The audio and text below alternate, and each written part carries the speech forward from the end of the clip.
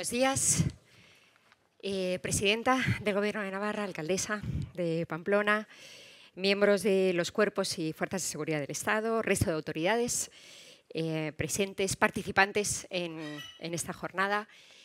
Bienvenidos a la segunda edición de Contar el Terror, una iniciativa de la Facultad de Comunicación de la Universidad de Navarra en colaboración con el Centro Memorial de las Víctimas del Terrorismo, la Fundación Víctimas del Terrorismo y el Gobierno de Navarra. Es una gran alegría comprobar que esta iniciativa, que comenzó el año pasado, va consolidándose y va despertando interés. Un interés sobre un tema necesario y ante el cual, como investigadores y como ciudadanos, no podemos vivir de espaldas. El terrorismo, bajo cualquier sigla, es, por supuesto, una responsabilidad de quien lo promueve, lo ampara y lo ejerce. Pero también es una manifestación de una fractura social que produce daño y dolor. Como Facultad de Comunicación, somos conscientes de la importancia de contar las cosas. La historia nos recuerda, la historia de la humanidad, nos recuerda que las historias nos han acompañado siempre, alumbrándonos con ejemplos pasados y creando futuros deseables. Las historias ayudan a entender realidades complejas, nos ayudan a conocernos mejor y a tomar decisiones. Y cuando estas historias están basadas en hechos reales, que han tenido un profundo impacto en la sociedad, tenemos el compromiso de contarlas, por supuesto que con creatividad, haciendo uso de todos los recursos narrativos a nuestro alcance, pero sobre todo con honestidad, precisamente por su capacidad de conformar ideas y de consolidar convicciones. En esta edición de Contar el Terror, el foco se pone en las historias en primera persona, una perspectiva que se complementa con otras más colectivas e institucionales, pero que tiene un gran valor para la sociedad contemporánea. El sufrimiento o el afán de superación del protagonista de una historia puede inspirar en quien escucha emociones como la empatía, que sabemos que tiene un potencial transformador enorme. Y también el dolor que causa escuchar a quienes ejercen el terror tiene valor, porque alumbra rincones quizá oscuros o contradicciones a las que no hemos sabido hacer frente y que es necesario poner sobre la mesa si queremos sanar. Por eso, en esta jornada abordaremos los dilemas morales que supone, en este caso como profesionales de la comunicación, entrevistar y conocer el punto de vista de quienes ejercen el terror. Como facultad, pienso también en la necesidad de un esfuerzo pedagógico que cuente a los más jóvenes lo que ha pasado y les ayude a entender para poder, en la medida de lo posible, no repetir errores. Ojalá las reflexiones y las historias personales que se compartirán estos 2 días se reciban con respeto y con el afán de comprender. Quiero agradecer muy especialmente a Florencio Domínguez, director del Centro Memorial de las Víctimas del Terrorismo, a Tomás Caballero, presidente de la Fundación Víctimas del Terrorismo, y al Gobierno de Navarra, su ayuda para poder realizar estas jornadas. Y de manera muy particular también al equipo que en la facultad ha trabajado durante meses para que hoy podamos estar aquí. Patricia Muñoz, Rebeca Martínez y Amaya San Miguel, María Egaña, Elena Terán y María Jiménez. Muchísimas gracias a todos. Y ahora cedo la palabra a Tomás Caballero, presidente de la Fundación Víctimas del Terrorismo. Gracias, Charo.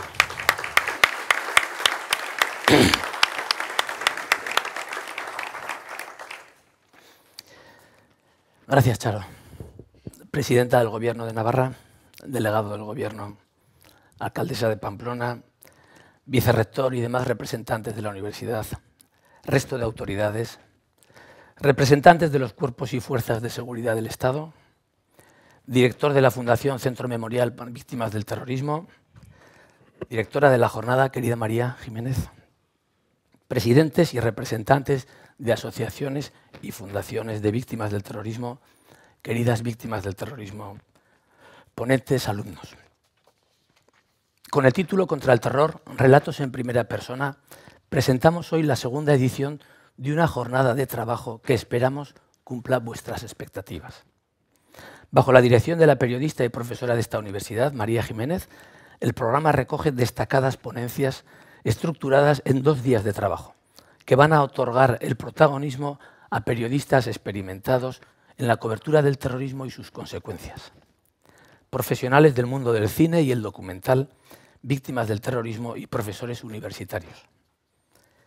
Una iniciativa organizada por la Universidad de Navarra e impulsada por la Fundación Víctimas del Terrorismo y el Centro Memorial de las Víctimas del Terrorismo, que de nuevo es posible gracias al apoyo del Gobierno de Navarra. Es objetivo de esta jornada acercar el conocimiento del terrorismo y sus consecuencias a vosotros, estudiantes, y hacerlo desde el papel que ha jugado y sigue jugando el periodismo como cauce para dar a conocer y narrar las tragedias absolutas que éste provoca, la pérdida de vidas inocentes ante las que el testimonio de los profesionales de la información fue y sigue siendo imprescindible. Periodistas que no lo han tenido fácil.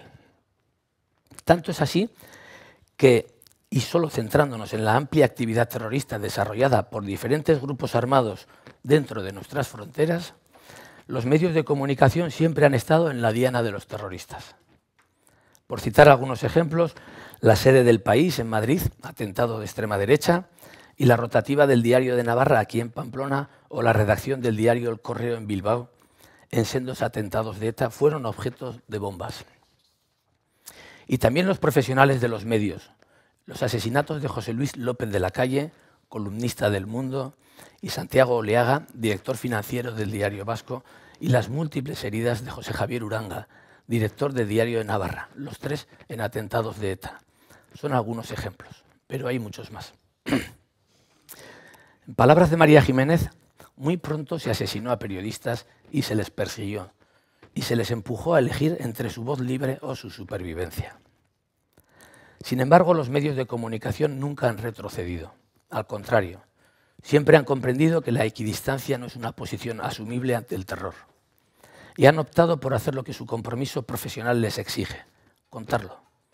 Ante ese escenario, esta jornada, como ya recalqué el año pasado, aspira no solo a mostrar ese buen hacer profesional, sino también la importancia de ese testimonio para el conjunto de nuestra sociedad.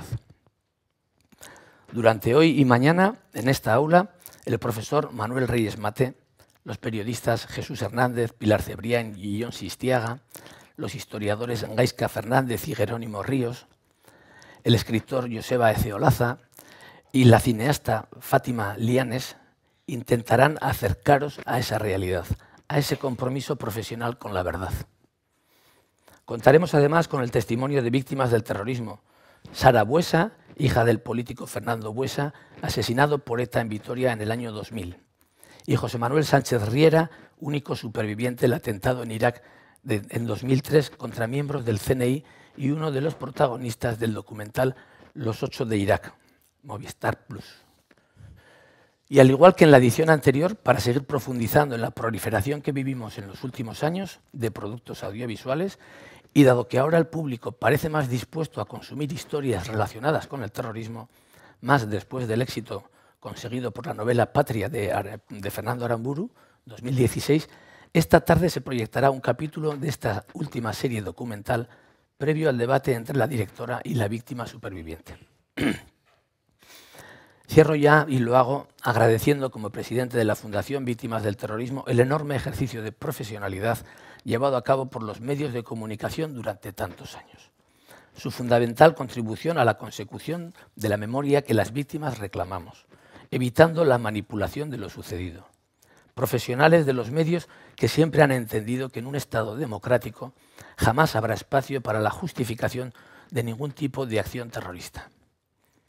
Y llegados a este punto, consideramos imprescindible continuar fomentando una educación en valores, una formación de nuestros jóvenes que recoja nuestro pasado, pero que también sepa mirar al futuro.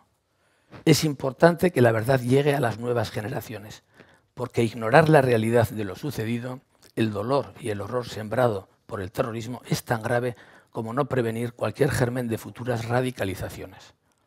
Solo desde la educación podemos afrontar y aunar ambos objetivos. Es esta la razón principal por la que hoy, tras nuestro paso por la Universidad Complutense el pasado mes de julio y por la Universidad Pública del País Vasco a principios de septiembre, de nuevo nos damos cita en sede universitaria.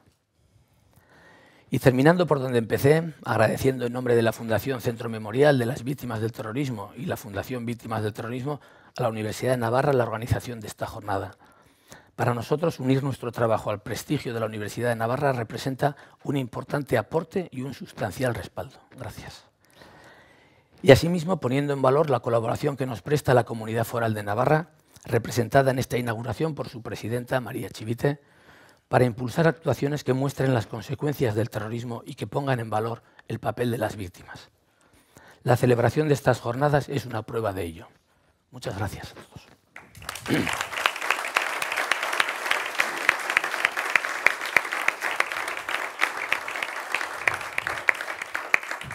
Muchísimas gracias, Tomás. Creo que para todos los que trabajamos en el ámbito de los medios de comunicación, bien formando futuros profesionales de comunicación o a los que aspiran a hacerlo, ¿no? Los estudiantes que han tenido la oportunidad de escuchar lo que ha dicho Tomás, me parece que resuena de una manera particular, ¿no? Esta responsabilidad que algunos colegas han pagado con su vida, ¿no? Y que nos debe llevar a acercarnos a esta realidad con respeto y con afán de ayudar a seguir avanzando, ¿no? Por lo tanto, muchísimas gracias, de verdad, y quedan inauguradas estas jornadas. Gracias. Muchas gracias. Gracias a ti.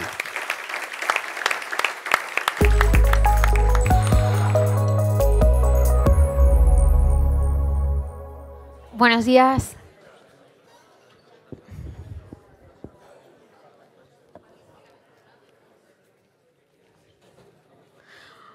Muchas gracias por estar aquí. Bueno, vamos a empezar esa jornada con Manuel Reyes Mate, que, como muchos sabéis, es filósofo, es escritor, es doctor por la Universidad Autónoma de Madrid, por la Universidad de Münster, en Alemania.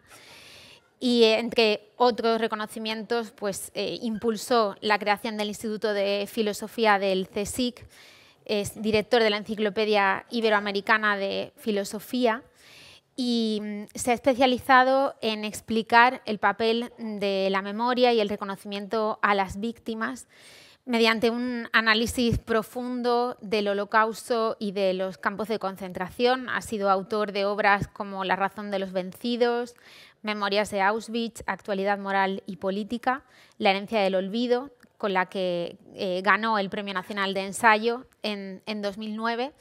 Y es un honor tenerle aquí hoy. Os confieso que anoche, hablando con Reyes, bueno, pues al final confirmamos de alguna manera algo que ya sabíamos, es que la memoria es un tema de actualidad. Comentamos el documental que ha protagonizado Josu Ternera, que la mayoría pues, no ha podido ver todavía, pero que aún así ha sido objeto de polémica, y nos surgían algunas preguntas que ponían este tema encima de la mesa. ¿Se puede contar todo y se puede dar voz a todo el mundo? Muchas gracias, María, a ti y a cuantas instituciones y personas han contribuido a organizar estas jornadas sobre un tema, cómo contar el terror, que os puedo decir que seguramente no hay otro tema relacionado con las víctimas desde la Segunda Guerra Mundial que haya acaparado tanta atención, que haya provocado tantos debates como eso, la respuesta a esa pregunta, cómo contar el terrorismo, cómo contar la violencia, cómo contar Auschwitz. Y todo arranca con estas preguntas que acabas de hacer, María, es si todo se puede contar, y en el caso de que se pueda contar, si todo se debe contar, y cómo se tiene que contar, y quién puede contarlo. Sobre esas preguntas se han articulado muchas reflexiones y algunas de ellas quisiera comunicarlas, ¿no? En esta primera respuesta a tu pregunta. Digo que es un tema del mayor interés Porque ya en los campos de concentración, ¿no? Cuenta Jorge Semprún, un testigo privilegiado, puesto que él mismo es un superviviente de Buchenwald, de un campo de concentración.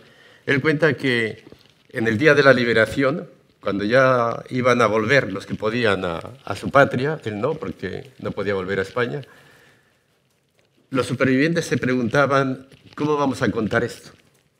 ¿Cómo vamos a contar esto? Es decir, que antes de salir del campo ya había un debate, y él cuenta que había dos teorías, dos enfoques. Unos decían, hay que contarlo a palo seco, sin añadir nada, porque es tan extraordinario lo que hemos vivido que si añadimos algo la gente va a pensar que todo es fábula. Eso pensaban unos, y otros como él más bien eran de la idea de que había que recurrir a la creación artística para comunicar no los hechos sino la experiencia vivida, ¿no? Hay un debate ya de cómo contar esto y hay una discusión. Enseguida la discusión sale del campo y a los pocos meses se enciende otra polémica que la provoca un filósofo judío que escapó a tiempo del Holocausto, Theodor Adorno, con la pregunta si se puede hacer poesía después de Auschwitz. Si la poesía es belleza y si cabe la belleza después de aquella experiencia epocal de la humanidad del sufrimiento. Y luego la polémica sigue con los cineastas como Claude Lanzmann, luego hablaré de él, de Spielberg, cuando la lista de Schindler. De nuevo la polémica es si se puede contar aquello, y hay dos formas de contarlo. Una que es la de Schindler, la lista de Schindler, y otra que es la de la película Shoah, que es la gran película sobre el Holocausto, una película que dura 9 horas y media y que es absolutamente excepcional. Y la polémica la siguen luego los dramaturgos, ¿no? Cómo representar aquella experiencia, y hay una obra genial de Peter Weiss, La indagación, y ese debate lo prosigue en España Juan Mayorga con sus dos obras sobre los campos de concentración. Es decir, que a la hora de abordar este tema y también a la hora de entrar en el debate sobre el documental de Évole, hay que tener en cuenta todo lo que se ha discutido, porque si no caeríamos en grandes simplezas. Y para aclarar un poco lo que quiero decir, habría que recordar que a la hora de contar lo que ocurrió, hay tres protagonistas. Están las víctimas que cuentan, están los victimarios que también cuentan, y están luego los demás, los terceros, los que no estaban, pero que cineastas, dramaturgos, novelistas, historiadores, filósofos, se refieren a lo ocurrido. Las víctimas, ¿cómo lo cuentan? ¿Cómo cuentan las víctimas? Primo Levi es el que primero responde a la pregunta si todo puede ser contado. Primo Levi, que es un superviviente y un relator, un contador genial, dice que no se puede contar todo, aunque se quisiera. Porque los que pudieran contarlo todo no han vuelto.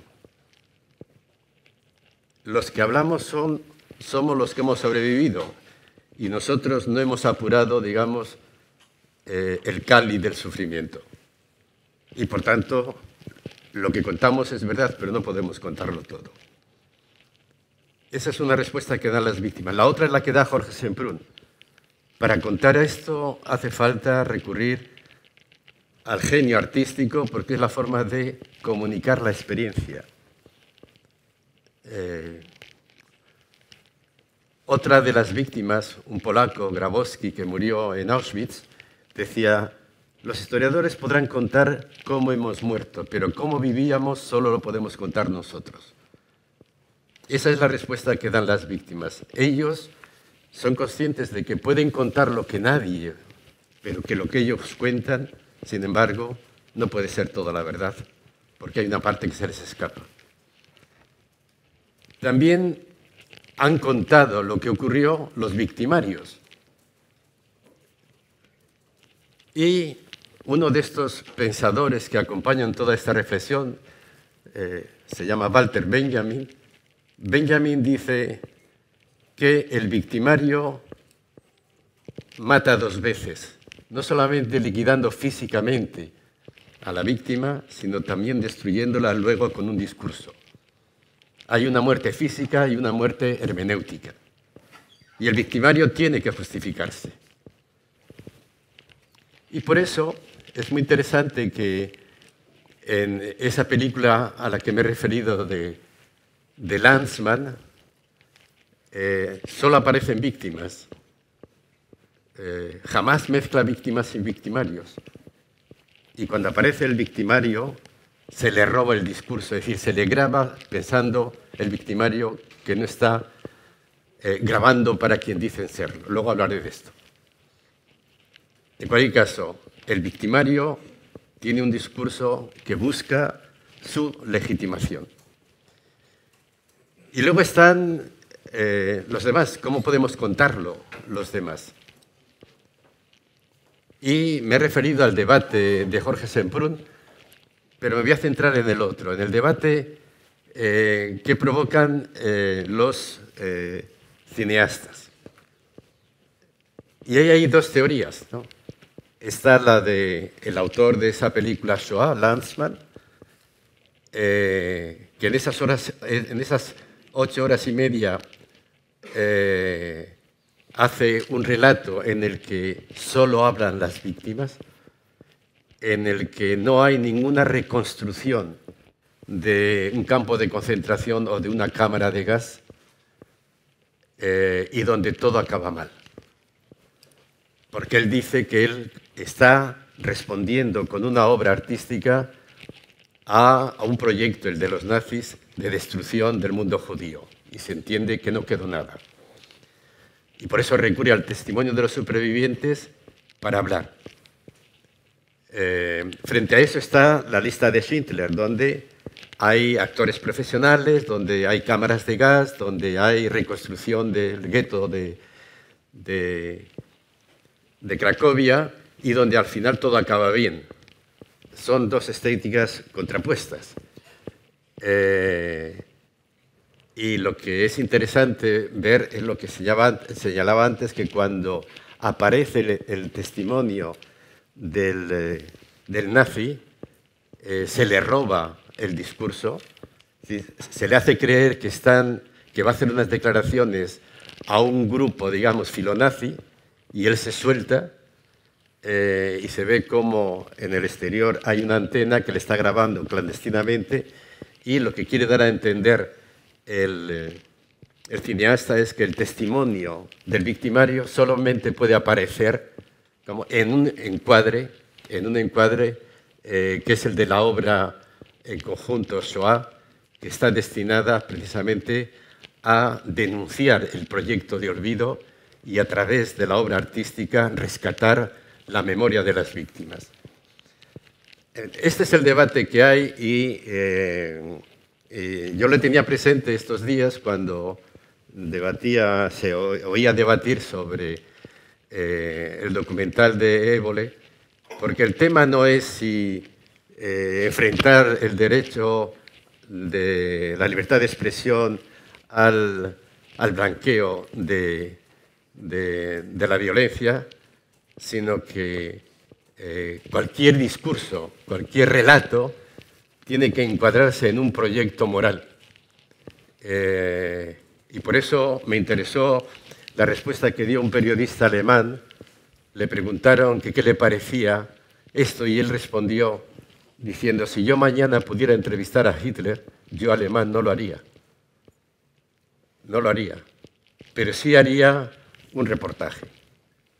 Sí que encuadraría las respuestas que me diera Hitler en un discurso moral que está destinado a descalificar la violencia.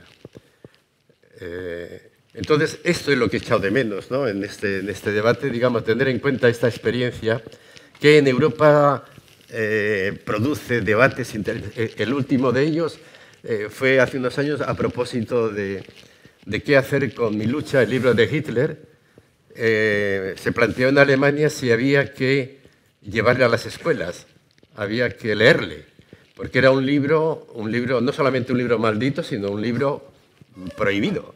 Era un delito venderle o comprarle. Y se debate si hay que llevarle a las escuelas en Alemania. Y se debate y se llega a la conclusión de que sí, hay que llevarle a las escuelas. Y ese libro está ahora en las escuelas.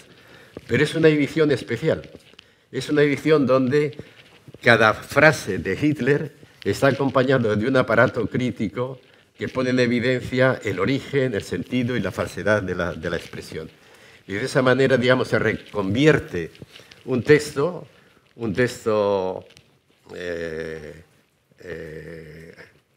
homicida, digamos, en un arma pedagógica. Reyes ha mencionado a las víctimas, a los victimarios, al resto. Y si le parece, empezamos por las víctimas. ¿Qué papel han ocupado las víctimas a lo largo de la historia y en qué momento se les empieza a tener en cuenta? Bueno, víctimas ha habido siempre. La historia se ha construido sobre víctimas, pero no han tenido sentido. Eran, como decimos, invisibilizadas. Es clásico el comentario del filósofo Hegel, ¿no? que explica la historia de la humanidad y la explica como una historia de violencia, en el fondo construida sobre cadáveres y escombros. Y esto que parece contradecir lo que podría esperarse del Homo sapiens, pues no le provoca ninguna indignación, sino que nos lo explica tranquilamente diciendo no hay que asustarse, en fin, este es el precio del progreso. Es el precio del progreso. A eso llamamos invisibilización, es decir, al hecho de saber que siempre ha habido víctimas, pero que no les dábamos más importancia, les privábamos de significación, las hacíamos, como decimos en castellano, insignificantes, porque eran el precio de algo que se entendía que era mayor, de un bien mayor como era el progreso. ¿Eso cuándo cambia? Cambia hace muy poco tiempo realmente, ¿no? La reflexión sobre las víctimas se produce realmente en torno a los años 70 en Europa, cuando Europa empieza a tomarse en serio la Segunda Guerra Mundial, en fin, cuando se empieza a recordar el Holocausto. Porque contra todo pronóstico, después de la guerra, después de que fueran liberados los supervivientes de los campos de exterminio, Europa, Alemania, Europa y el mundo entró en una fase de olvido.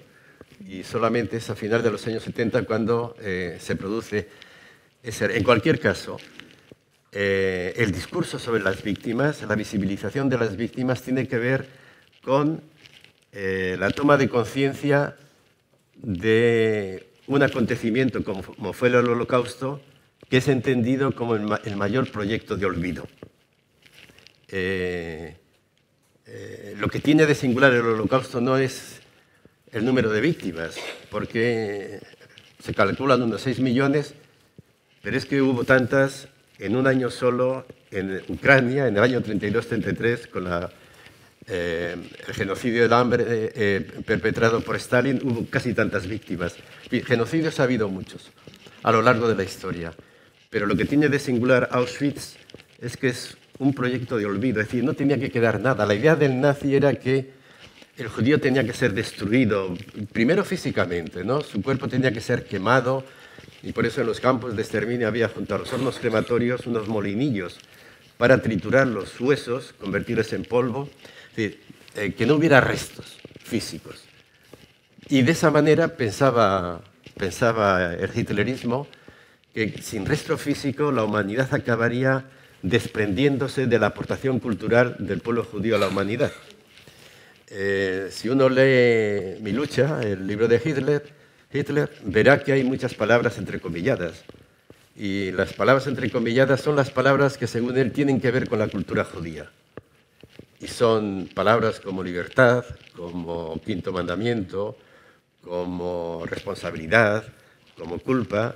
Eso había que exterminarlo del vocabulario moral de la humanidad, porque esa es la, digamos, la perversión del ser humano, ¿no? Hablar de culpa, hablar de que matar es un crimen, y esa era la aspiración del Holocausto, ¿no? Un proyecto de olvido, que no hubiera rastros físicos para que desapareciera también la aportación cultural del pueblo judío a la humanidad. Bueno, pues cuando se toma conciencia de la magnitud de ese acontecimiento es cuando se despierta la respuesta. Y la respuesta a un proyecto de olvido solamente puede ser un proyecto de memoria. ¿De memoria de qué? De memoria de las víctimas. Porque la víctima es la que pone en evidencia precisamente la falsedad del discurso del progreso. Cuando los supervivientes abandonan, son liberados de los campos de concentración, de los campos de exterminio, muchos de ellos lo que piden es el nunca más, el que no se vuelva a repetir, ¿no? Hay como una diferencia muy grande, un abismo muy grande entre la violencia que habían sufrido y su respuesta, en la que piden memoria ante todo eso, ¿no? ¿Cómo es posible que durante años, incluso décadas, la idea del olvido tuviese prestigio y se mantuviese? Venimos de una cultura, la cultura occidental es profundamente amnésica, no amnética, amnésica. ¿Por qué? Porque todo está cifrado en el presente, ¿no? Nos interesa el presente. El futuro en función del presente. El pasado en función del presente. El presente es lo que lo legitima todo. Entonces, frente a una cultura así, la memoria es peligrosa. La memoria es peligrosa. Porque pone en evidencia la falsedad de un mundo cuyo soporte, cuya base, está hecha sobre el sufrimiento. La memoria es la gran abogada de las víctimas. Y la memoria es tan importante y tan peligrosa porque está especializada en algo que con frecuencia olvidamos. La memoria no es un sentimiento, contra lo que se suele decir, ¿no? Es un sentimiento, una vivencia. No. La memoria es conocimiento. La memoria es lo que nos permite conocer la parte más resistente al conocimiento de la realidad, que es la historia del sufrimiento. La ciencia, que es el logos, la ciencia, la razón, que es la gran categoría occidental del conocimiento, el logos, está especializado en hechos, en los hechos. La ciencia es de hechos, decimos. Y hecho es, lo suelo decir, el pretérito perfecto del verbo hacer. El pasado que ha llegado a realizarse, el pasado a realizarse. Pero hay muchos hechos que no llegan a realizarse, que son frustrados, que quedan arrumbados, que fracasan. En eso se especializa la memoria, en ver la parte oculta, en la parte invisible de la realidad, que es la historia del sufrimiento. Y cuando eso se pone sobre la mesa, eso molesta, eso incordia, porque el que manda, lo que tiene interés es en que veamos, en que nos extasiemos con lo que aparece. Por eso la memoria es peligrosa. Y eso explica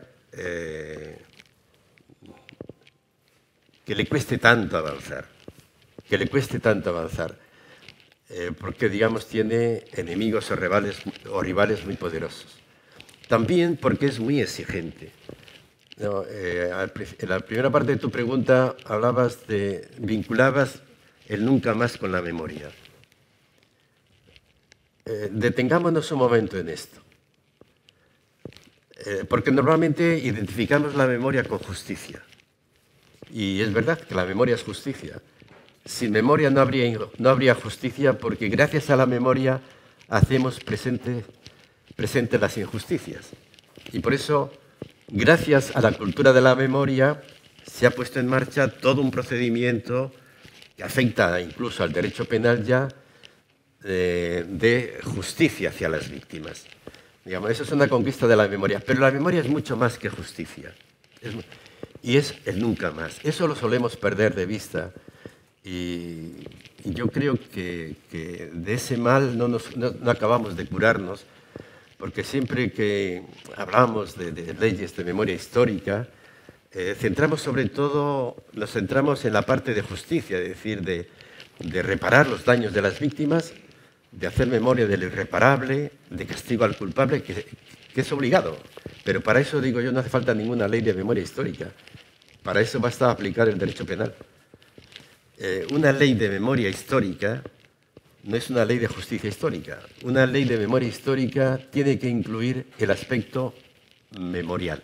Y el aspecto memorial apunta al nunca más. Es decir, la memoria, si la convocamos, es para que nos ayude a crear condiciones para que el pasado no se repita. Para que el pasado no se repita. Y eso obliga a un cambio fundamental de todos. Eso obliga a un cambio fundamental de todos. Del victimario, de la sociedad, y casi nunca entramos en eso. No sé si luego tendremos ocasión de profundizar un poco en este aspecto, pero de momento quería señalar esto, que el nunca más es realmente el objetivo de la memoria y va más allá de la justicia. Es la exigencia de crear condiciones para que el pasado no se repita. A veces cuando hablamos de esos temas de la memoria, de la justicia, de las leyes de memoria, en torno a esos discursos que tienen a las víctimas como protagonistas, muchas veces aparecen contrapesos. O sea, hay quien contrapone a las víctimas del terrorismo con las víctimas de la guerra civil, hay quien saca a colación el terrorismo de Estado o las torturas para establecer también una balanza con las víctimas de ETA. ¿Por qué somos más sensibles al sufrimiento de unas víctimas que de otras? ¿O qué nos impide incluso reconocer a unas personas como víctimas y a otras no? Aquí yo creo que también hay un gran equívoco. Las víctimas son todas iguales. Y el que entienda a una víctima debería entender todas, o no ha entendido ninguna. Porque lo que caracteriza a la víctima no tiene nada que ver con la ideología, ni de la víctima ni del victimario. Tiene que ver con algo mucho más profundo, que es el hecho de que un ser inocente sea objeto de una violencia inmerecida. Ese es el punto de la víctima, la inocencia, frente a la violencia recibida. Y por eso tan víctima es la monjita asesinada por unos anarquistas durante de la guerra civil, como el buen maestro republicano asesinado por haber sido un buen maestro republicano. Son iguales. Eso no significa que la significación política de las víctimas sean todas iguales. Ahí no. Porque no es lo mismo, digamos, la víctima franquista, es decir, la víctima de la represión franquista, que formaba parte de una estrategia de exterminio, digamos, de lo que ellos llamaban extirpar las raíces rojas. No es lo mismo la significación política de esa víctima que la víctima de esos anarquistas desaforados. Porque para Franco el maestro republicano asesinado era motivo de orgullo y formaba parte de su estrategia. Para Manuel Azaña los desmanes de los anarquistas eran delitos y los perseguía el Estado. Y por eso no es lo mismo la significación política de una víctima de ETA que de una víctima del GAL. La víctima de ETA forma parte de una estrategia, digamos, del crimen que es premiado. La acción es premiada, mientras que para el Estado, incluso aunque sean aparatos del Estado los comprometidos en el GAL, es un delito y por eso un ministro acabó en la cárcel. Y la significación política es muy diferente. Entonces, cuando hablemos de violencia política, tenemos que saber de qué hablamos, porque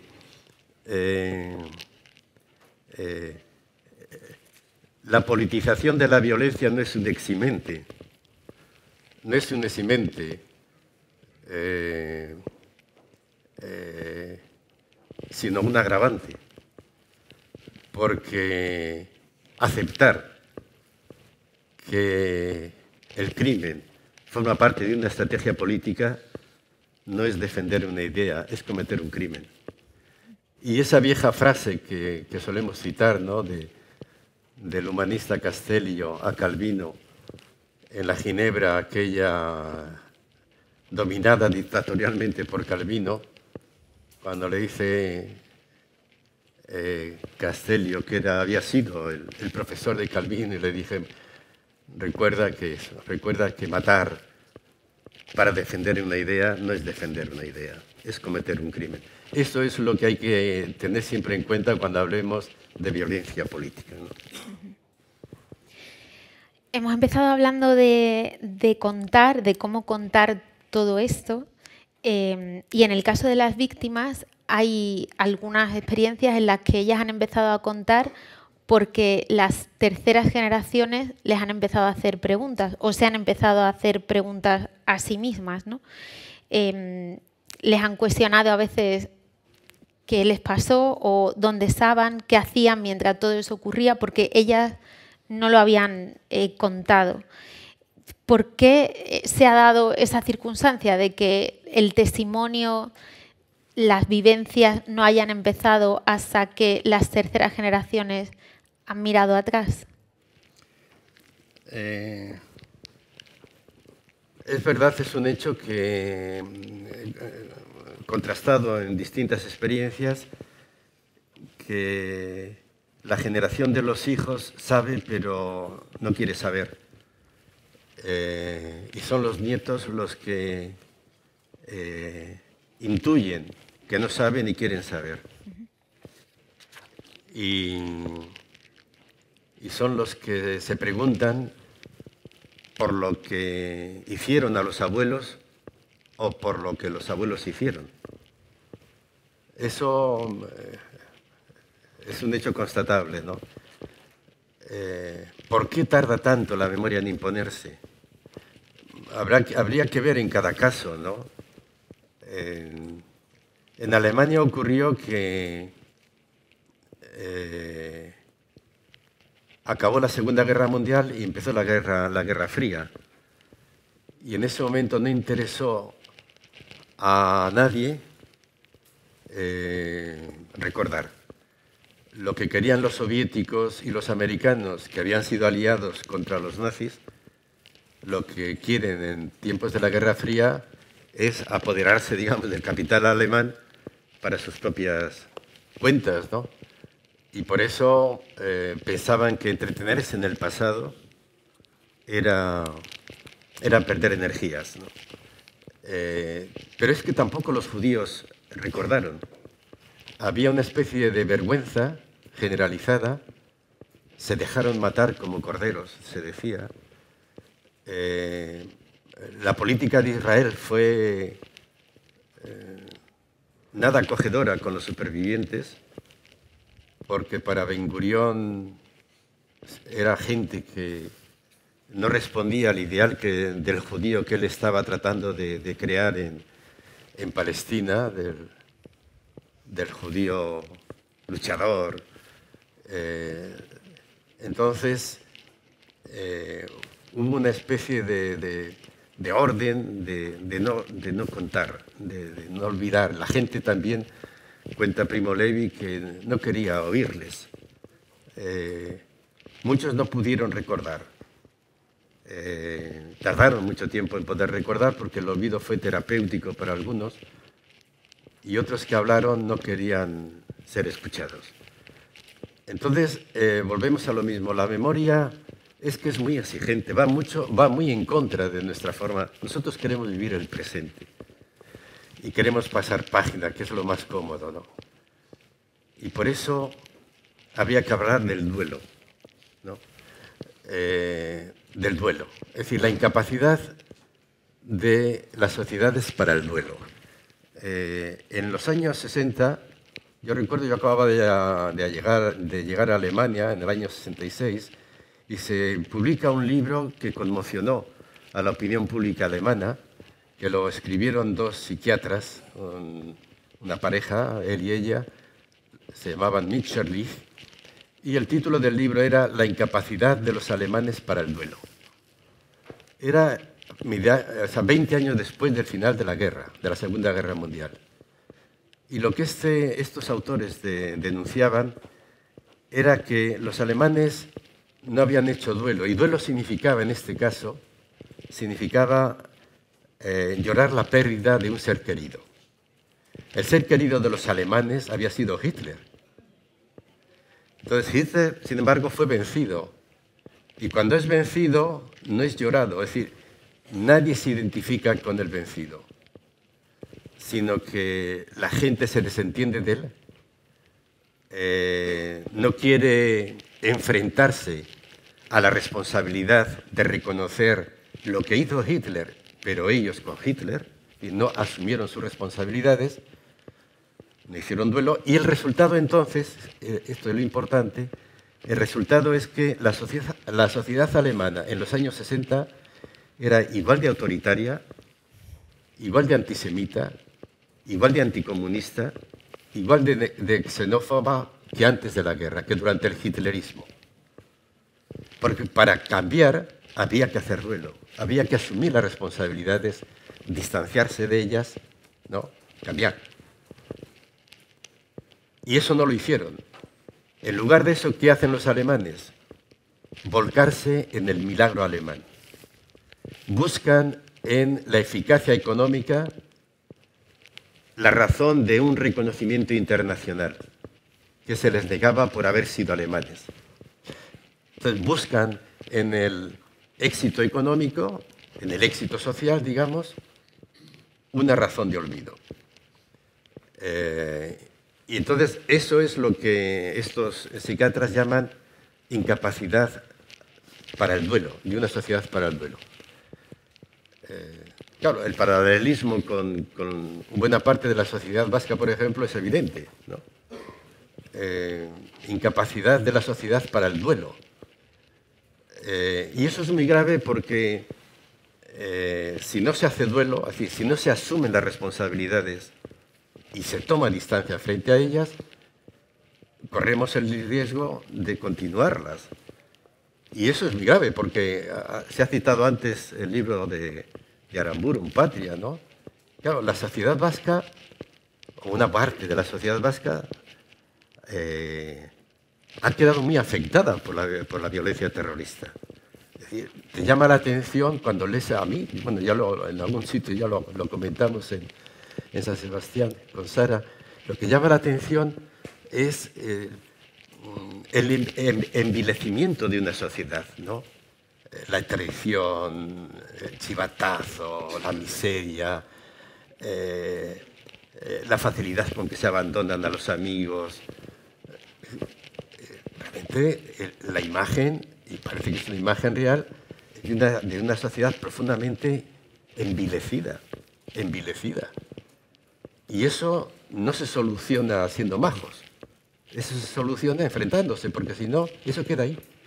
Entonces, el duelo es fundamental realmente para superar el pasado.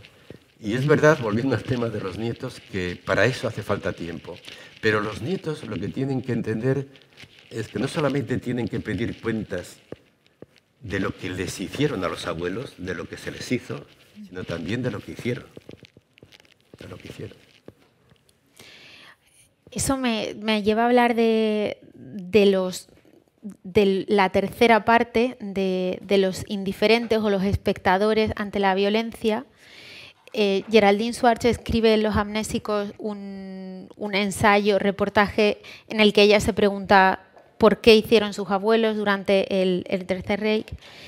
Y pone de manifiesto algo que acaba de comentar, que es que la violencia no solo afecta a quien la ejerce o a quien la sufre, sino también al espectador, que puede llegar a ser un espectador indiferente o incluso alguien que se beneficia del estado de cosas que se produce con la violencia, ¿no?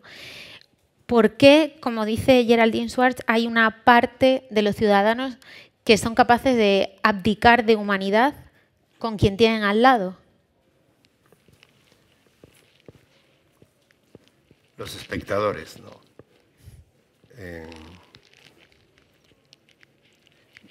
Hitler hizo lo que hizo porque sondeó a las embajadas occidentales para ver qué pasaría si él iniciaba, digamos, una persecución sistemática de los judíos.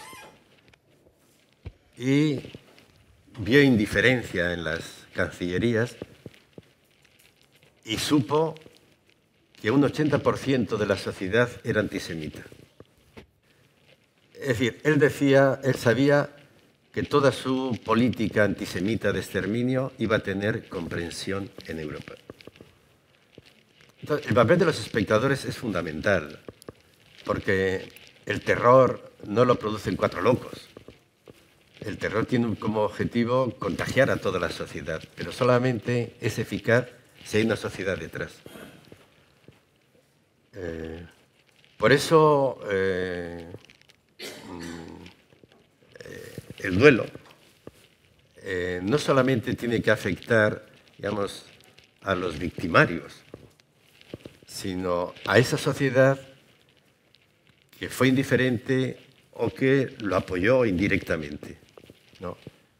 Decía Marek Edelman, es uno de los pocos supervivientes de los 500.000 judíos que fueron reunidos en el gueto de Varsovia. De los 500.000 sobrevivieron un par de miles, y uno de ellos se llama Marek Edelman, y él tituló su libro de memorias Indiferencia y crimen es lo mismo.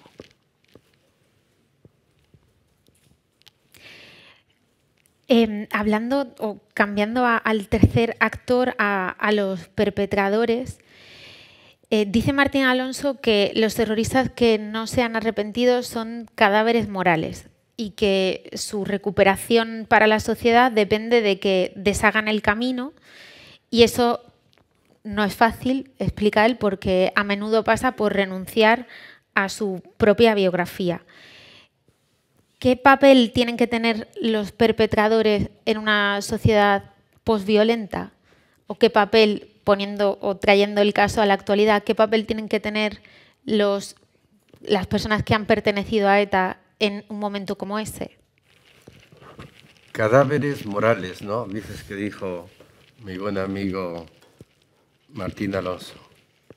Entiendo lo que quiere decir, porque es verdad que no sé si la primera víctima, pero luego la segunda seguramente del crimen es el propio asesino.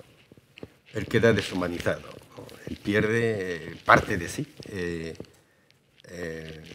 De eso hay estudios y relatos que lo confirman, ¿no? El criminal pierde conciencia del daño que hace, porque de alguna manera disminuye su capacidad humanizadora, ¿no? Pero yo no hablaría de cadáveres morales, porque yo creo que forma parte de la sabiduría occidental una distinción que me parece muy importante no perderla de vista jamás. Y es que el que comete un crimen no es un criminal. Vamos a ver, me explico. No hablo desde el punto de vista legal. El que comete un crimen no agota sus posibilidades humanas.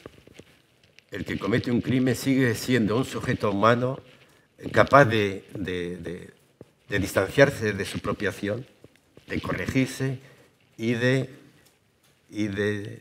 actuar de otra manera, de activar otras posibilidades si se le da una segunda oportunidad y se la busca y la pide. Entonces, esa distinción hay que tenerla siempre presente, ¿no? No son cadáveres, son sujetos deshumanizados, pero que pertenecen a la condición humana, no han perdido la condición humana, la capacidad, por tanto, de hacer el bien, ¿no? Kant hablaba de la estructura humana y distinguía entre una estructura para el bien y una inclinación al mal. El ser humano vive esa contradicción y hay casos en los que domina la inclinación al mal, pero nunca se anula la estructura hacia el bien, y en casos en los que domina la estructura hacia el bien, uno puede esperarse también una inclinación al mal. Entonces, eso forma parte de la cultura occidental y eso lo encontramos en todas las filosofías, no solamente en la filosofía cristiana, en la filosofía antigua, en Aristóteles, en las filosofías ilustradas, las filosofías modernas. Es decir, esa distinción es importante. Entonces, esto me lleva a la segunda parte de tu pregunta, ¿no? ¿Qué hacer con los perpetradores? Yo creo que es muy importante hacerles saber que les esperamos. Que les esperamos. Es imposible, yo creo, conseguir un nuevo tiempo, una sociedad nueva, sin contar con ellos. Lo que pasa es que para contar con ellos hace falta que ellos quieran realmente un nuevo tiempo. Y si quieren un nuevo tiempo, tienen que tomar distancias del tiempo antiguo. Tienen que hacer un trabajo de elaboración de su responsabilidad. Tienen que arrepentirse, tienen que distanciarse, tienen que entender que asesinar no es un acto heroico, es un crimen. Y eso es empezar a crear las condiciones para un nuevo tiempo. Pero yo creo que muchas veces confundimos justicia con venganza, ¿no? Y es verdad que en el origen de la justicia está el concepto de venganza. Si uno, pues, estos días se representa en Madrid Electra, ¿no? de Sófocles, y en Electra, en la tragedia, venganza y justicia coinciden, son sinónimos. Hay este punto de venganza en el concepto de justicia, digamos, una venganza domesticada, racionalizada, pero no todo es justicia, ¿no? Entonces, digamos, al victimario hay que llevarle, yo creo, la idea de que la sociedad no solamente quiere castigarle, sino que le espera. No de cualquier manera, no, sino que le espera si está dispuesto a un nuevo tiempo. No sé si el final de esa espera, cuando el victimario hace ese relato, se arrepiente, no sé si el final pasa por el perdón, llamado así, o llamado segunda oportunidad. ¿El perdón es un asunto privado o tiene una dimensión pública? ¿Puede haber un perdón colectivo como sociedad o eso no es posible? Vamos a ver, el perdón es individual, como la culpa. La culpa es individual. La culpa no se hereda. La culpa no se hereda. La culpa es del que la hace. La responsabilidad sí. Es decir, los alemanes actuales son responsables de lo que hicieron los abuelos. Y por eso siguen pagando la factura, incluso económicamente. Sí, la responsabilidad se hereda. La culpa no. Como el perdón. El perdón es individual, fundamentalmente. Pero y en un sentido propio yo creo que es individual. Pero es verdad que conocemos la figura del perdón colectivo, ¿sí? La amnistía, por ejemplo. La amnistía, ¿no? La amnistía es un perdón colectivo.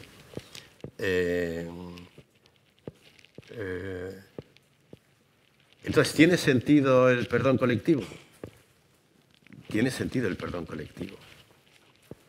Tiene sentido, y además, ¿no? en estos días estamos totalmente metidos en ese fregado, ¿no? En ese debate. ¿Por qué? Vamos a ver. Los ministerios de justicia en España se han llamado clásicamente de gracia y justicia. Se entendía que la gracia formaba parte de la justicia. Y esto cuesta entenderlo, porque parece que son dos conceptos como que se contraponen. La justicia es castigo, sanción, y la amnistía es olvido, ¿no? Pero, ¿cuál es el punto en el que se encuentra el perdón colectivo, la amnistía y la política. ¿Cuál es el punto? Yo me voy a Aristóteles. Aristóteles conviene ir de vez en cuando porque es el que tiene las ideas más claras sobre el asunto de la política. Y Aristóteles dice que el objetivo de la política es la convivencia. Y el ser humano se ha ido dando distintas formas de convivencia, siempre para conseguir la convivencia. Se han dado distintas formas de políticas para conseguir el objetivo de la convivencia. El objetivo moral de la política es la convivencia. El objetivo moral de la democracia no es la ley, no es el cumplimiento de la ley, porque la ley son las normas que nos damos y a las que nos sometemos. Por eso es una democracia. Una democracia es un lugar en el que los mismos que se someten a las leyes son los mismos que las hacen. Somos autores y súbditos al tiempo. Pero si somos los autores de las leyes que nos damos, podemos cambiarlas, podemos matizarlas, podemos interpretarlas. ¿En función de qué? En función de que consigan o no el objetivo moral de la política, que es la convivencia. Entonces, entre la democracia y la convivencia, entre las leyes y el objetivo moral de las leyes, se puede situar el perdón, siempre y cuando el perdón contribuya a una mejor convivencia. Es decir, que no automáticamente el perdón contribuye a la mejor convivencia, pero puede contribuir si, como en el caso que hablábamos anterior, hay voluntad por parte de los penados, ¿no?, en un nuevo tiempo y, por tanto, de alejarse del viejo tiempo. En ese contexto cabe hablar del perdón público, porque la amnistía o el un indulto colectivo son formas públicas de perdón. Antes de entrar en el turno de preguntas, le quería preguntar por la ética compasiva, algo sobre lo que usted ha escrito recientemente. ¿Qué es la ética compasiva o qué es la compasión? ¿Cómo se construye una memoria compasiva? Bueno, cuando se habla de compasión, nada es lo que parece. Nada es lo que parece.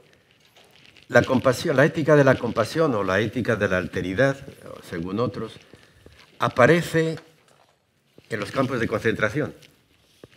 Primo Levi dice que lo que murió en el campo de exterminio murieron muchas cosas, y una de las cosas que murió fue la ética dominante hasta ese momento, que era la ética de la buena conciencia. Es decir, hasta ese momento habíamos construido en Europa, en la Europa moderna, la idea de que ser bueno, al fin y al cabo, a eso se dedica la ética, consiste en seguir la buena conciencia, conseguir los dictados de la conciencia. Pero decía Primo Levi, buena conciencia tenían los nazis. Y por eso un nazi podía perfectamente leer a Rilke por la mañana, el gran poeta Rilke, tocar a Schubert por la noche y entre día asesinar a mansalva, ¿no? Entonces, Primo Levi dice, muere la ética de la buena conciencia y aparece otra. ¿Qué otra ética aparece? Yo creo, es la ética que responde al título que Primo Levi da a su libro de memorias, que lo titula Si esto es su nombre. Digamos, ser bueno a partir de ese momento consiste en responder a esa pregunta. Si esto es su nombre. Y él se está refiriendo a esos seres deshumanizados, vilipendiados, maltratados, sin figura ni rostro humano. Hacerse cargo de eso es ser bueno. La ética consiste en hacerse cargo del ser, del caído, del pobre, del humillado, del ofendido. Esa es la ética de la compasión. Es una ética que tiene una fuerte...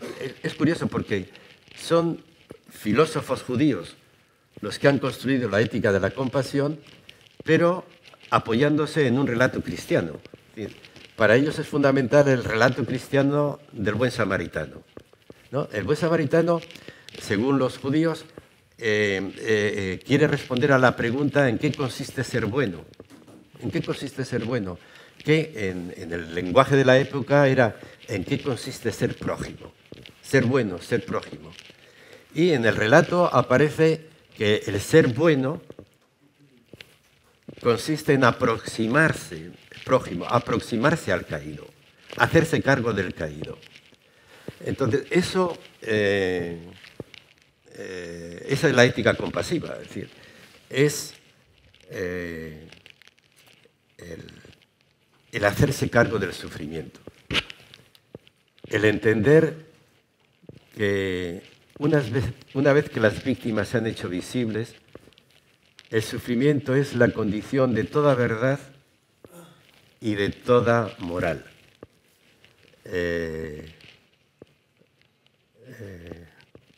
Bueno, por no liarnos más. Y una última pregunta.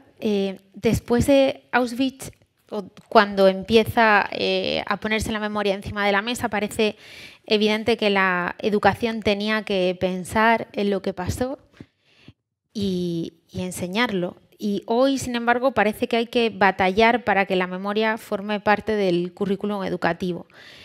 ¿Por qué hay que llevar la memoria a las escuelas?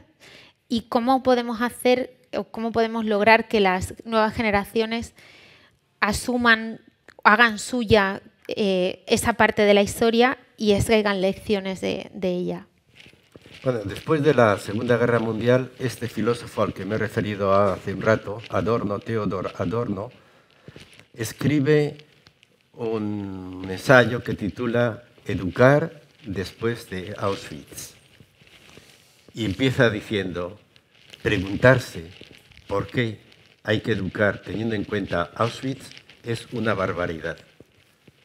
En fin, quien se plantee esto es que no ha entendido nada.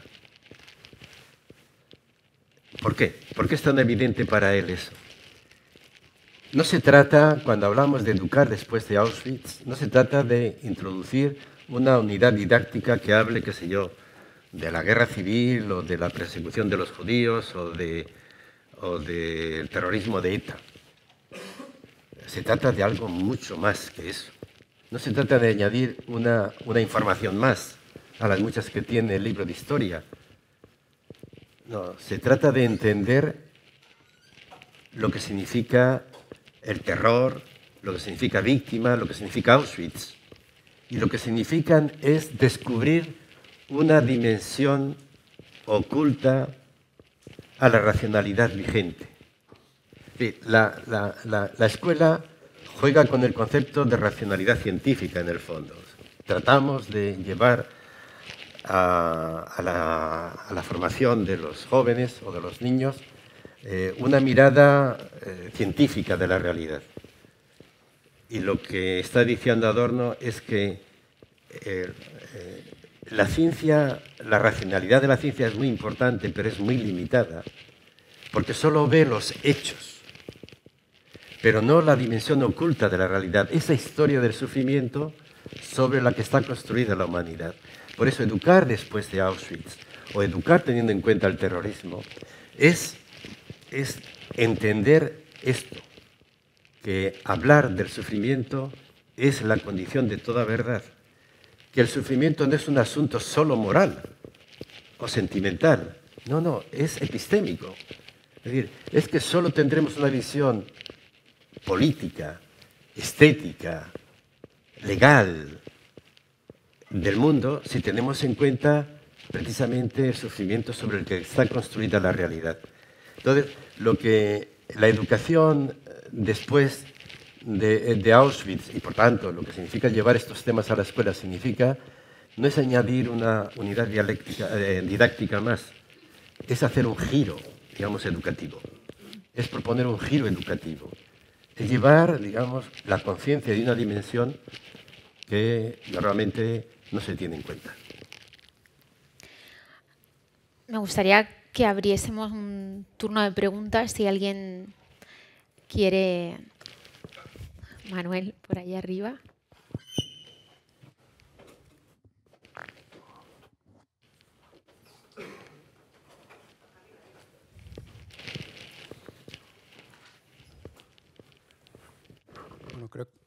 Creo que es de justicia empezar agradeciendo las preguntas que han estimulado unas respuestas tan impresionantes. Así que muchísimas gracias, creo que lo hago de parte de todos. A mí hay una cuestión en concreto sobre la que me gustaría escucharle hablar, que es, claro, el sufrimiento, algo clave aquí en toda esta sesión, es distinto si es de una persona. Y usted ha hecho mucha referencia a historias concretas, de personas concretas en el gueto de Varsovia, o ha hablado de Walter Benjamin. Si no se entiende la desesperación de Walter Benjamin o el sufrimiento de Primo Levi, pues no nos hacemos cargo de qué quiere decir el sufrimiento, o no nos hacemos cargo del todo. Y, por tanto, el sufrimiento, como el perdón, es personal. Pero aquí muchas veces se habla del sufrimiento colectivo. Se justifica la violencia y forma parte de los relatos, no en primera persona, que es lo que estamos haciendo aquí, sino el relato, el sufrimiento de un pueblo. Entonces, ¿cómo encajamos todo esto en una dialéctica, nunca mejor dicho, de sujetos colectivos, o sea, de pueblos oprimidos o de la opresión practicada por un régimen? ¿Qué nos puede decir de esto que nos ayude a entender y a argumentar? Muchísimas gracias.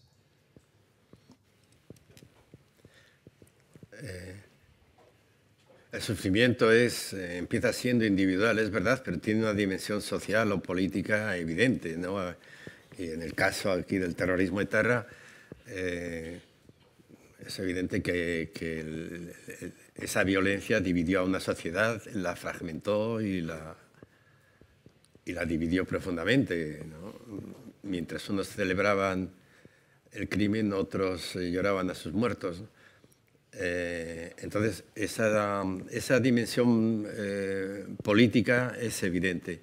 Entonces, si me pregunta qué hacer ante eso, yo lo que creo es que esto no se soluciona pasando página, ¿no? Es decir, ese daño hay que sanarlo, hay que tratarlo, hay que enfrentarse a él.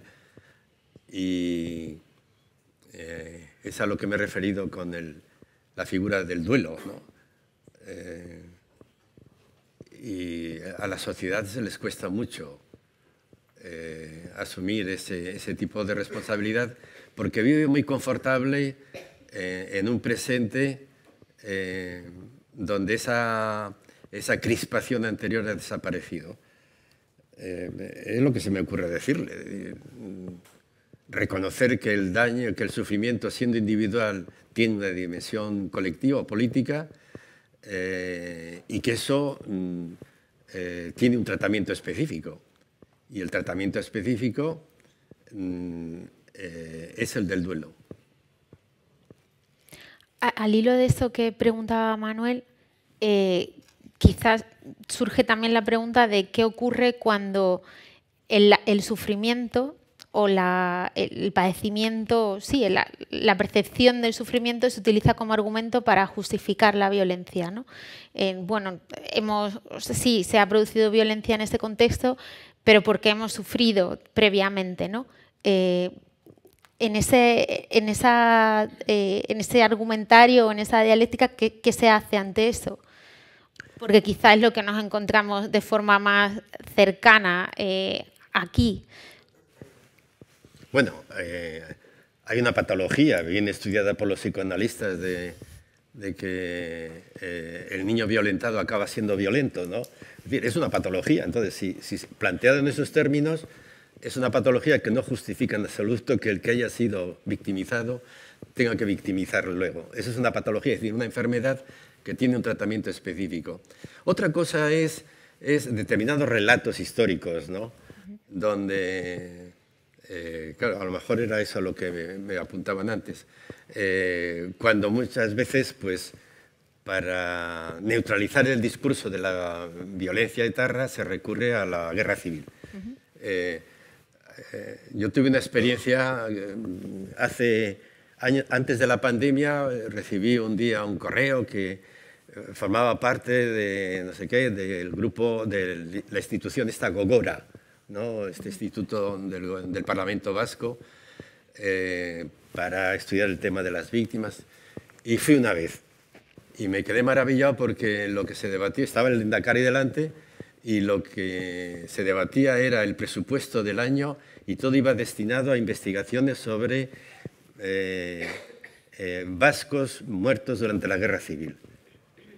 El discurso que había detrás de eso, cuando se legitimaba, era que en el fondo se entendía la Guerra Civil como una especie de agresión del fascismo a un país pacífico como era el País Vasco, que sufrió la violencia española o fascista, como si los requetés fueran de Murcia, ¿no? Y entonces, claro, eso sí que... O sea, siempre me ha parecido una perversión cuando, por ejemplo, se habla de perdón, el que tiene que pedir perdón diga, y el otro también. Eso es que no ha entendido nada. Quien tiene que pedir perdón no necesita mirar ni a derecha ni a izquierda. Tiene que mirarse a sí mismo y ponerse enfrente de su propia realidad. Todo eso, ese tipo de discursos evasivos son en el fondo expresión de que no ha entendido nada. Y esto otro igual, enfrentar a unas víctimas, aparte de que es un más que discutible error histórico, esa interpretación del pasado, en el fondo lo que expresa es una especie de mente infantil que recurre al tumas para no tener que asumir su propia responsabilidad. Por allí hay otra pregunta.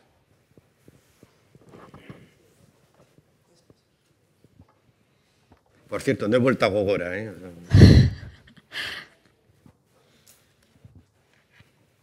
Muchas gracias.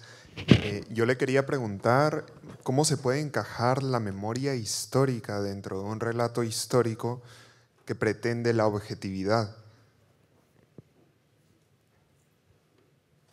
¿Qué pretende? La objetividad. Bueno, la objetividad no existe para entrar, ¿no? Existen aproximaciones, pero sobre los relatos yo creo que había que distinguir distintos planos, ¿no? Cuando aquí se habla de la pluralidad de relatos, entonces yo distingo estos tres planos. Hay, a la hora de contar la violencia que ha tenido lugar en el País Vasco, hay un primer nivel que es el personal, la vivencia. Y cada cual la vive de una manera diferente. Es evidente que, qué sé yo, el niño que está en un entorno etarra ha vivido todo ese periodo de una manera diferente al niño que ha vivido, qué sé yo, en un cuartel de la Guardia Civil. A la hora de contarlo, son vivencias diferentes, lógicas. Son cómo se ha vivido, la vivencia es diferente. Ahí hay una pluralidad evidente. Desde el punto de vista histórico, que se acercaría a lo que usted dice, a la búsqueda de la objetividad, pues hay relatos diferentes, ¿no? Porque depende de las fuentes que uno maneje. Entonces, hay que asumir que puede haber una diferencia de relatos sobre la historia y que eso se resuelve, esa diferencia, contrastando fuentes. Es decir, es un debate científico. Si resulta que tú me haces afirmaciones sobre, qué sé yo, sobre lo que era el vasco hace 2000 años y me cuentas mitos, pues eso tendrá menos peso que una información documentada y, por tanto, debería prevalecer el relato científicamente mejor argumentado. Pero eso es un debate científico, es decir, y ese se debate constantemente, ¿no? La historia, pues depende de las fuentes que manejas. Los buenos historiadores manejan más fuentes y por eso son mejores. El que maneja menos fuentes y recurre más, pues, a relatos no contrastados o a mitos, pues lo tiene peor y hará un relato diferente. Entonces, ese es un segundo nivel, un nivel de relatos históricos diferentes que deben contrastarse científicamente, en base a las fuentes. Pero hay un tercer nivel, que es el relato moral. del pasado. Y ahí no caben dudas. Es decir, solo hay uno. Solo hay uno. Y es entender lo que decía Castellio a Calvino. Que matar para defender una idea no es defender una idea, es cometer un crimen. Y ahí no hay pluralidad de relatos. Ahí no hay subterfugios. Ahí no hay... No. O se acepta o no se acepta, pero no caben dos relatos. Otra pregunta por ahí. Sí, bueno, lo primero, quería dar las gracias porque a mí me ha hecho replantearme, sobre todo en el aspecto visual, cuando se va a proyectar ese relato moral, ¿no? Porque ha quedado claro que si estaba encuadrado en un proyecto moral, sí era válido, en el caso del cine no era igual tan acertado, pero sí en un reportaje. Y ahora tendiendo más al mundo o al aspecto visual, ahora más que nunca, bueno, yo tenía de referente a Susan Sontag, que ella decía que inevitablemente era una agresión interponer la cámara frente a una víctima. Entonces yo le quería preguntar, o una aproximación, cuál debería ser la manera en que se plasme ese relato, porque claro, también entra de alguna manera, también de manera muy inevitable, el aspecto artístico o creativo de quien está retratando esa historia de esa víctima. Muchas gracias. Cuando Jorge Semprún hablaba de que había que recurrir a la creación artística, es decir, a la novela, en su caso era la novela,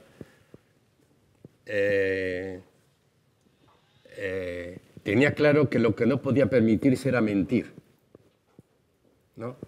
Eso también lo dice Juan Mayorga cuando él tiene una obra de teatro sobre un campo de exterminio, el de Theresienstadt, y él dice, en el teatro todo es mentira, pero no me puedo permitir mentir. En el teatro todo es mentira porque, digamos, la puerta que pone allí cámara de gas es una puerta que no da más que a un bastidor. Te representan en el escenario una secuencia de no sé qué y sabes que esto es mentira, que es atrezzo, ¿no? En ese sentido el teatro es mentira, pero ¿por qué no se puede permitir mentir? ¿Qué quiere decir? Que todo lo que diga tiene que ser o verdad o verosímil. Entonces, Jorge Semprún, si uno lee sus novelas, parece que está hablando él siempre de él. No siempre, todo lo que ocurre no le ocurrió a él. Le pudo haber ocurrido a otro o le podía haber ocurrido. Él lo que hace es un relato para transmitir la experiencia que él tuvo. Esa sí que la tuvo. La experiencia de angustia, la experiencia de lucha, de soledad, la que fuera, eso te lo transmite, ¿no? Te transmite su experiencia. En lo que no puede mentir es en la transmisión de la experiencia. Pero recurre al artificio literario, al artístico. Eso es mucho más eficaz que muchas veces el relato a palo seco, porque cuentas a palo seco y no te dice mucho, ¿no? Es decir, es mucho más eficaz. En cualquier caso, ese era el debate que tenían en el campo los propios deportados, y la mayoría pensaba contra Jorge Semprún, que era además un jovenzuelo de 20 años, había allí profesores de la Universidad de Estrasburgo y todo el mundo entendía que era tan extraordinario lo que habían vivido, tan fuera de lo común, que era mejor no añadir nada porque la gente iba a pensar que todo se lo habían inventado. Y le echó una mano un viejo profesor que dijo, vendrán historiadores, vendrán documentalistas, vendrán testimonios que contarán lo que ha pasado, pero en ninguno alcanzará la verdad. Quien se va a aproximar a la verdad es el relato artístico. Entonces, eso es el desafío que tiene el artista, ¿no? Es el desafío que tiene el artista. Por allí, Pablo. Buenos días y muchas gracias. Me uno uno de los agradecimientos de todos por esta estupenda conferencia. Antes iba a preguntar, cuando hemos hablado de que el fin de la política es la convivencia y, por lo tanto, el indulto colectivo, ¿no?, la amnistía puede cumplir con esa función, si ese deseo de convivencia puede entrar en conflicto con lo que antes también habíamos llamado crear las condiciones para impedir que el pasado vuelva a repetirse, ¿no? Me imagino que sí puede o que existe esa posibilidad. Y he intuido una respuesta cuando nos ha hablado del duelo como terapia para una sociedad. Y ahora me preguntaba si, y perdón por la posible ignorancia por mi parte, si tenemos experiencias de medidas, de actuaciones políticas o sociales en el pasado reciente que hayan demostrado una buena experiencia en ese duelo en alguna sociedad, en alguna región o en algún contexto. Respecto a la primera parte, evidentemente que la justificación del indulto o general o de la amnistía es la voluntad de alcanzar una convivencia cualitativamente mejor. Pero para eso hay que ser consciente de que no se puede repetir lo pasado. Es decir, pone, por tanto, a quien pueda intervenir en ese proceso que se distancie de las actuaciones o de las actuaciones anteriores que llevaron precisamente al conflicto. Entonces, por supuesto que no es gratis. La gracia es gratuita, pero no es gratis.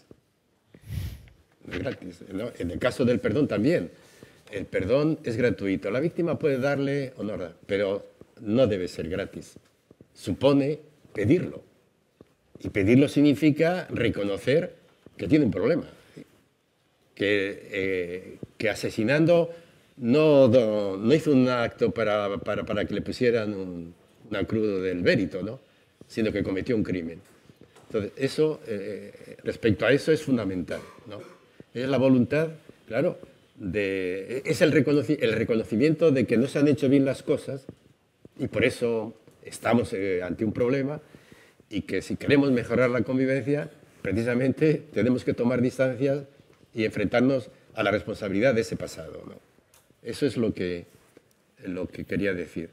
Y después, bueno, en la historia hay muchos casos, ¿no?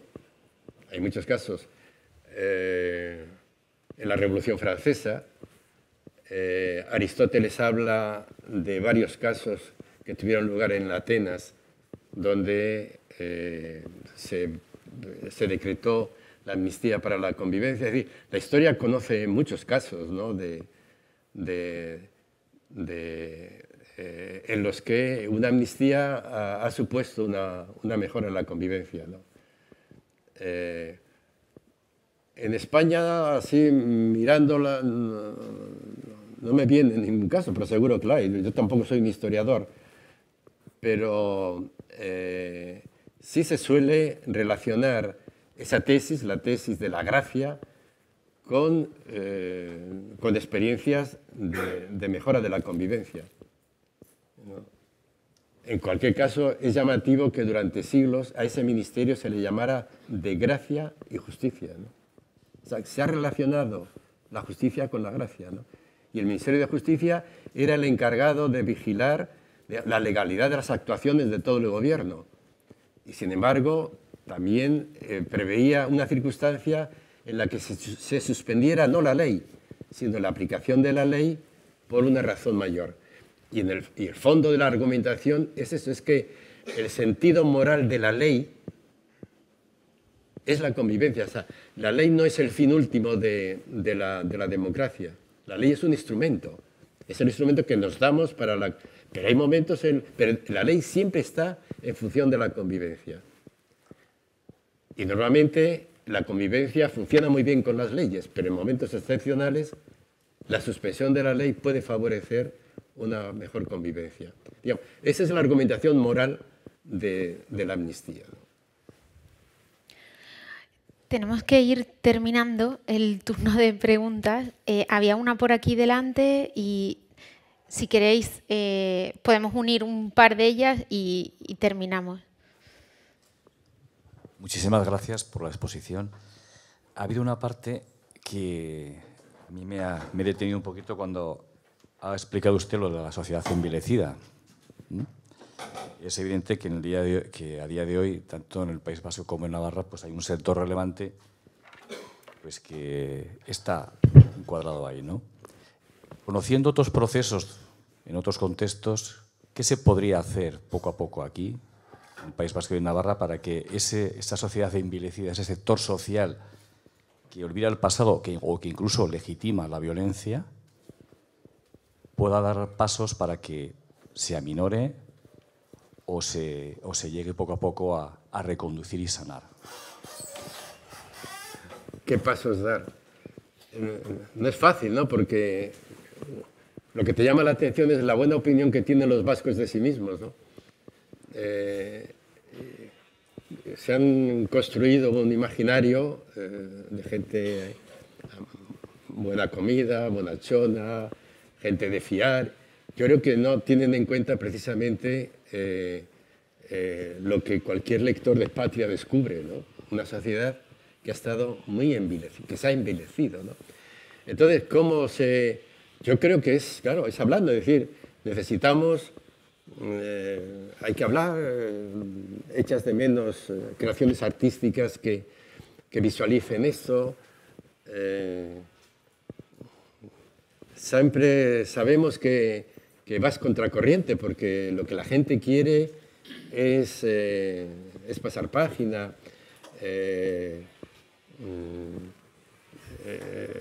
También los implicados son inteligentes, han descubierto cómo una determinada política social les sirve de blanqueo, ¿no? En fin. La memoria siempre va contracorriente. O sea, alguien dice que vivimos en una época de la memoria. Yo creo que es muy exagerado. La memoria está muy al principio, ¿no? Estamos muy lejos todavía de algo tan elemental como llevar a la escuela esta idea a la que se refería Adorno, ¿no? De por qué es importante hablar de estas cosas en la escuela. De momento, bastante tenemos que hacer de vez en cuando un seminario o hablar, dedicar una clase a hablar de esto, pero entrar en lo profundo de la idea de que el sufrimiento tiene que estar siempre presente en la construcción de la realidad, pues de eso estamos infinitamente. Pero está lejos la política, están lejos los enseñantes, están lejos los profesores. Estamos al principio de una cultura. O sea, la memoria está empezando. Llevamos siglos de amnesia. Os propongo un buen plan, que tenemos un café en la entreplanta para todos. Entonces, los que teníais la mano levantada por ahí, venid, aprovechad que tenéis a Reyes Mate por aquí, le hacemos esas preguntas y volvemos a las 12 y 5 con la siguiente sesión.